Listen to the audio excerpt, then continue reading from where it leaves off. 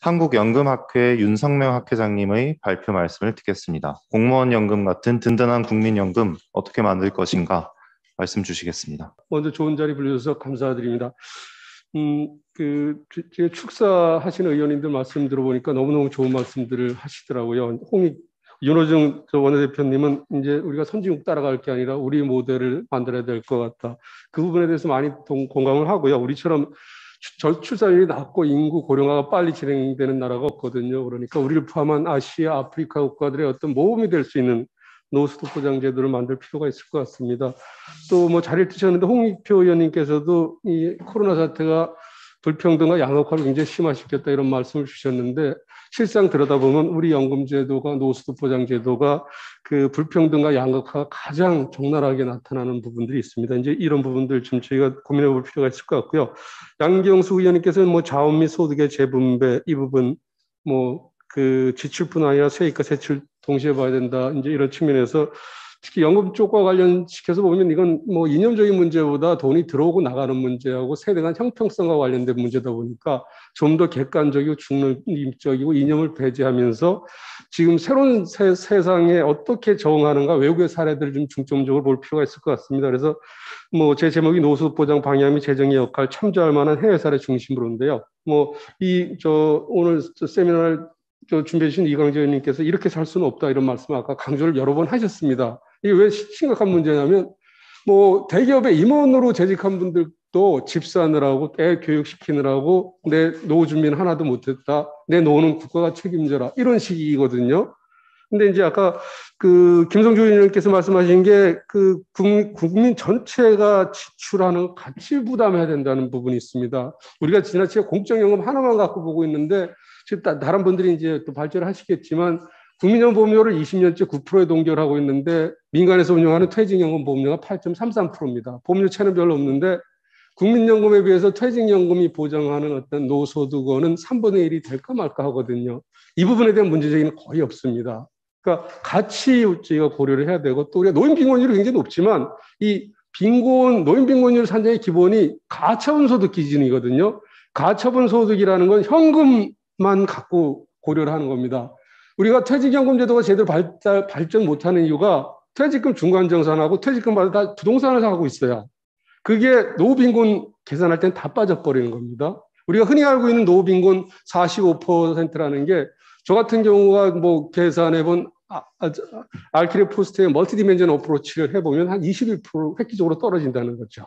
이 부분도 같이 고려해야 진짜 뭐 이 공정한 어떤 연금 제도 개편 방향을 얘기를 할 수 있을 것 같고요. 이제 공무원연금 같은 든든한 국민연금 왜 못 만드냐 이런 주제를 제가 이제 요청을 받았는데 2015년에 일본은 커먼 펜션으로 갔습니다. 고위주미 수상이 이제 추진하던 걸로 해서 그 제도는 지금 따로 있지만 모든 연금제도 보험료나 급여 지급률이 국민연금하고 공무원연금이 똑같이 됐습니다. 근데 우리는 국민연금은 일본에 비해서 한 20년 이상 떨어져 있고 공무원연금은 40년 이상 뒤떨어져 있는 것 같습니다. 특히 이 노후보장에 대해서 이제 굉장히 제가 이제 서론을 많이 말씀드리는 게 제가 지금 말씀드리는 내용을 들으시면 그렇게 좀 불편하게 느끼실 부분도 좀 많을 것 같아요. 그리고 여태까지는 연금 문제가 대선에서 그렇게 큰 문제로 작용은 안 했습니다. 물론 기초연금 같은 게 표를 더 많이 얻는 수단으로 작용을 했는데 이번 대선은 약간 좀 다를 것 같은 게 지금 많이 뭐 야권에서도 많이 나타나는 게 MZ세대가 어떤 상당히 정치적 영향력을 발휘하고 있는데 이번 대선에서는 저출산이 굉장히 심해지고 있고 또 코로나나 이런 사태의 상황에서 우리 연금제도가 이제 정부에서 공식적으로 발표하는 것보다는 굉장히 상황이 안 좋습니다. 이 부분이 어느 정도 MZ세대가 이제 인지를 하게 되면 이 부분이 이제 굉장히 큰 어떤 정치적 이슈가 될 것 같고 지금까지 대선에서 논의했던 차원하고는 굉장히 다른 식으로 연금 문제가 좀 정리될 수도 있다. 이런 부분 좀 말씀드리고 싶고요. 이제 이미 한 5분 가까이 썼는데 제가 한 15분 넘지 않은 범위 내에서 말씀을 드리도록 하겠습니다. 노후보장 현황 여기서 뭐 공적인 가입 실태 보면 많은 얘기가 이제 취약계층들이 연금에 제대로 가입하지 못하고 있고 또 가입하더라도 짧은 기간밖에 못하고 있다는 거고요. 그 국민연금 재정 추계 이제 국회 예산정책처입니다. 2055년에 기금이 소진된 걸로 나타나고 있는데 실제로는 이거보다 훨씬 더 악화가 돼 있고요. 정부가 2018년에 공식적으로 발표한 4차 재정 계산에 따르면 2057년에 기금이 소진이 되지만 평가기한 70년 말 기준으로 2088년까지는 누적 적자가 1경 7천조 원입니다. 이 부분은 우리 사회가 고려 안 하고 있습니다. 공무원연금 재정 추계는 여기 나타난 것보다 훨씬 심각합니다. 왜냐하면 지난 4년 동안 공무원들 한 10만 명 더 추가로 뽑았는데 그 사람들이 보험료를 많이 내줌에도 불구하고 적자 규모는 정부의 어떤 공무원연금 재정 적자 규모는 몇 년에 4조 5천억으로 늘어나고 10년 뒤면 어마어마한 숫자로 늘어날 겁니다. 기초연금은 문재인 정부 출범 당시에 비해서 10년 동안 3배가 늘어남에도 불구하고 우리나라 노인 빈곤율은 아직도 OECD 평균의 3배입니다. 공적인 부양비 취 우리 대학 교수님들이 굉장히 연금에 대해서 낙관적이에요. 선배 교수님들 걸 보면서 내 사학연금 받아서 생활하면 별 문제 없겠다 그러는데 여기 보시면 사학연금은 장기적으로 사학연금 가입자 한 분이 2.5명 이상을 부양을 해야 됩니다. 지속이 불가능한 제도죠. 보험료 45%를 걷어도 유지가 될까 말까 한 제도입니다. 공적연 보험료 국제 시준 우리 정도 연금 국민연금 지급하는 나라들이 평균 20% 부담하는데 우리는 9% 부담하니까 절반만 부담하고 있고요. OECD 회원국 기여 대비 기초연금 지급액, 지급액은 굉장히 적습니다. 대상자는 넓은 반면에 1인당 지급액이 적다는 부분이 있고요. 여기서 보면 이제 적용 대상은 우리는 OECD 회원국 중에서 굉장히 넓은 편입니다. 70%를 지급하니까 대신 지급액이 적다 보니까 빈곤 감소 효과는 OECD 회원국 중에서 제일 낮은 편에 속합니다. 한국의 경우 사회보장제를 통한 빈곤 탈출 방빈 효과가 매우 제한적이라는 것. 모든 연령층에서 사회보장 지출이 굉장히 빠른 속도로 늘어나고 있지만 모든 연령층에서 인컴 트랜스퍼하고 사회보장제를 통한 소득재 분배 효과가 우리나라가 OECD 회원국 중에서 제일 낮은 수준입니다. 제도를 굉장히 비효율적으로 운영하고 있다고 볼 수 있겠습니다. 빈곤 감소 효과 여기서도 나타나는 빨간 게 우리나라인데 굉장히 밑바닥이죠. 조세미 공적 이전을 통한 빈곤 감소 국제 비율 보면요. 문제는 이제 여기서 이제 굉장히 이제 아마 의원님들 사이에서 이제 굉장히 이견이 있을 수 있는데 우리가 제일 지금 큰 문제가 뭐냐면 우리가 OECD 회원국인데 우리는 2차 세계대전 이후에 신생국입니다.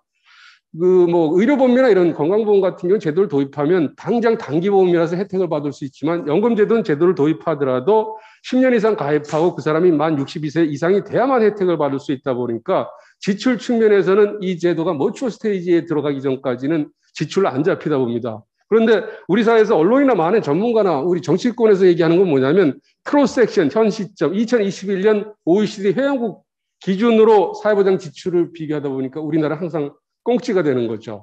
근데 그렇게 나타나는 건 뭐냐면 연금 지출이 본격화가 안 됐기 때문에 그렇다는 겁니다. 이 부분을 제대로 고려하지 못하면 오버슈팅 현상이 나타나면서 MZ세대를 포함한 미래세대, 젊은 세대에 엄청난 분노감을 유발할 수 있다는 겁니다. 똑같은 건데 빠른 사회보장 지출 증가 속도, 낮은 소득 재분배 효과. 제가 강조드리고 싶은 건 뭐냐면 낮은 소득 재분배 효과라는 겁니다. 이 부분은 우리 사회 양심 세력, 전문가들, 굉장히 시민단체에서 문제 제기를 많이 해야 됩니다.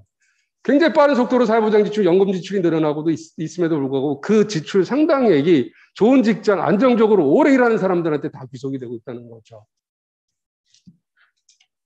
빠른 인구 고령화에 따른 정부 재정 악화. 지금 국민 보험료 9%인데 이건 OECD 2018년 보고서인데요. 보험료를 16%까지 올리더라도 안 올리면 중앙정부 부채가 GDP 대비 한 200%가 되고 국민 보험료를 16%까지 올리더라도 중앙정부의 부채 비율이 GDP 대비 한 95%에서 100% 된다는 OECD 추계치입니다.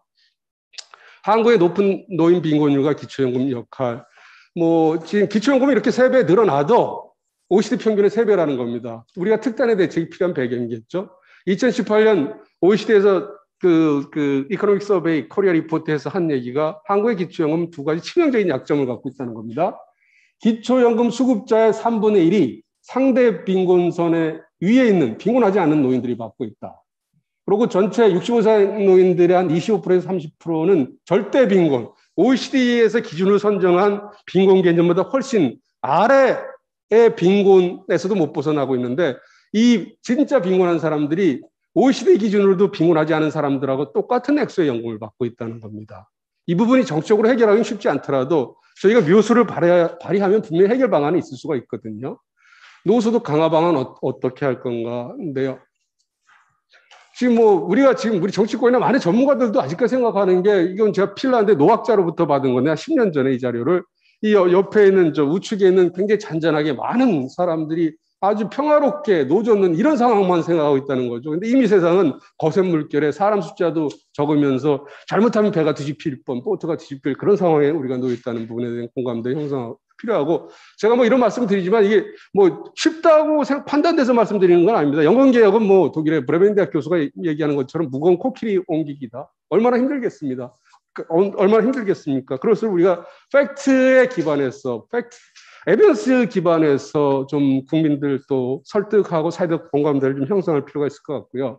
지속 가능한 연금제도 또 최저 보장을 하기 위해서는 뭐 여러 가지 인구 구조도 보고 글로벌 트렌드도 보고 어떤 연금 제도 개편의 목표도 보고 거기에 대응하기 위한 어떤 연금 제도를 체계적으로 개편하는 어떤 이런 부분을 봐야 될 텐데 지금 우리 사회는 안타깝게도 특정 진영 논리에 좀 입각하다 보니까 이 중에서 한 가지 목표에 지나치게 집중하는 측면이 있습니다. 이 부분은 이제 제가 호주 연금 전문가들하고도 이제 많이 논의를 하고 뭐 그 친구들도 이제 많은 사람들이 이제 공감하는 부분인데 이제 연금 제도라는 게 어떤 목표가 대한민국 국민은 모두가 이 혜택을 받을 수 있어야 된다. 그리고 연금을 받게 되면 뭐 용돈이 아닌 담뱃값이 아닌 노후에 적절한 액수를 받아야 된다. 오늘 주제처럼요. 그리고 이 제도가 특정 세대 전유물이 아닌 모든 세대가 같이 누릴 수 있는 제도가 된다. 그래서 유니버설 커버리지하고 에디쿼시 베네핏하고 서스테이너빌리티 이 세 개를 충족을 해야 되는데 그렇다고 연금보험료 한 푼 안 낸 사람한테 먹고 살 만한 충분한 돈을 주면 이거 언젠가도 펑크가 나겠죠. 그러니까 이게 시사하는 바는 뭐냐면 우리가 어쨌든 그 제도 하나로 달성은 어렵고 지금 우리가 처한 상황에서 가장 시급한 정책 이슈를 해결할 수 있는 부분에 대한 어떤 최대 공약수를 찾는 노력이 필요하다 이런 거고요. 하나 이제 외국 사례로 저는 개인적으로 핀란드도 많이 봐고 핀란드를 좋아하는데 핀란드가 뭐 옆에서 러시아, 스웨덴 뭐 이런 강국에 이렇게 많이 식민지도 한 300~400년 뭐 했거든요. 우리하고 상황이 좀 비슷해서 좀 핀란드를 좋아하는데 그래서 핀란드도 93년까지는 65세 이상 노인 93%에 대해서 기초금을 지급을 했어요. 그런데 불과 10년 만에 이 대상자들을 45% 이하로 축소하고 우리처럼 30만 원 다 주는 기초금 수급자는 지금 8%도 안 됩니다. 그렇다고 제가 우리 기초금을 그렇게 확 깎자는 건 아니고 예전에 이 노르딕 국가 지금 여기서부터 순서대로 얘기하면 핀란드, 스웨덴, 노르웨이, 덴마크입니다. 이들 나라 보면 덴마크 제약은 모든 나라가 기초금 보편적인 폐지하고 소득 수준에 따라 차등 지급하는 쪽으로 갔고요. 대신 최저 보장은 합니다. 내셔널 미니멈은 모든 국민이 달성할 수 있게 해주는 거죠. 하나 참고로 덴마크는 기초금을 아직도 운영하고 있는데 대신 덴마크는 전체 우리가 알기와 달리 전체 노후 보장에서 퇴직연금 비중 차지하는 게 80%가 넘습니다.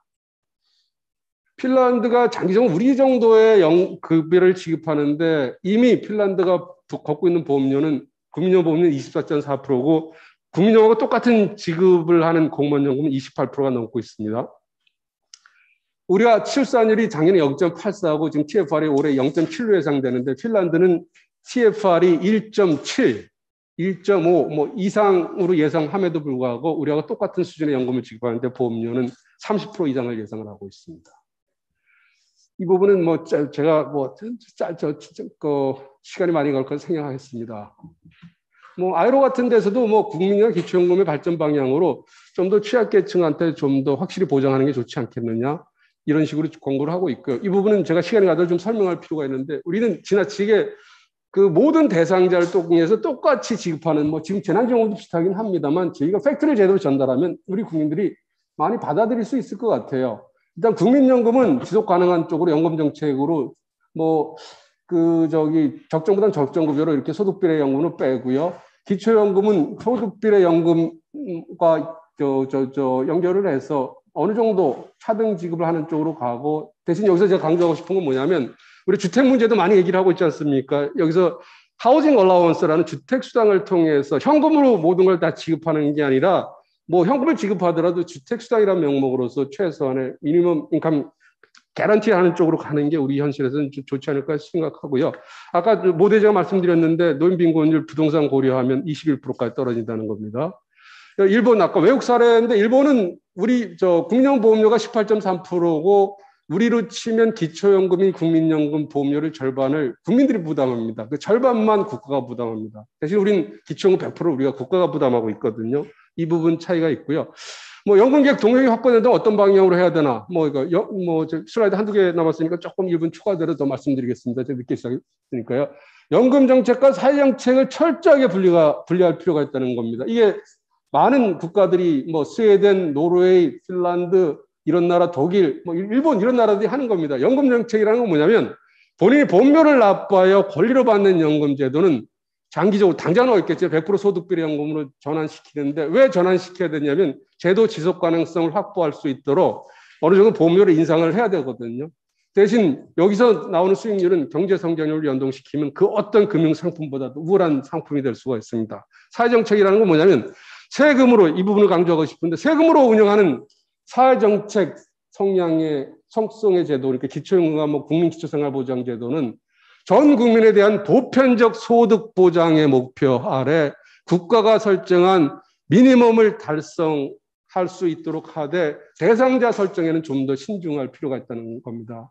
그리고 또 하나는 저소득층의 기여금 연금제도가 잘못하면 기초연금 무교제도 급여를 굉장히 올려놓으면 누가 국민연금에 가입하려고 그러겠어요. 기초연금 저기 1인당 50만 원 지급한다 그러면 부부 100만 원, 20% 감액한다 그러면 또 80만 원을 지급하면 국민연금 가입할 이유는 별로 없지 않습니까? 그러니까 그 어떤 모럴 해저드를 최소화시키면서 현금과 필요한 생활에 필요한 현물 급여를 적절히 배합하는 쪽으로 갈 필요가 있다고 보고요. 마지막으로 덴마크 사례, 아까 기초연금 갖고 있지만 80% 노후소득은 퇴직연금에 의존한다 그랬는데요. 덴마크가 연금제도, 유럽에서는 굉장히 후진국이었답니다. 근데 주변의 어떤 흐름에 영향받지 않고 자기 나름대로 온갖 시행착오를 겪으면서 가다 보니 지금 국제기구가 평가하는 노후보장 분야에서 세계 1위의 국가를 구축했다는 거죠. 그래서 이런 어떤 덴마크 같은 사례를 우리가 어떤 타산지석으로 삼을 필요가 있을 것 같습니다. 감사합니다. 네, 감사합니다. 모든 세대가 같이 누릴 수 있는 연금 제도로 진화하자는 윤석열 회장님 말씀이었습니다.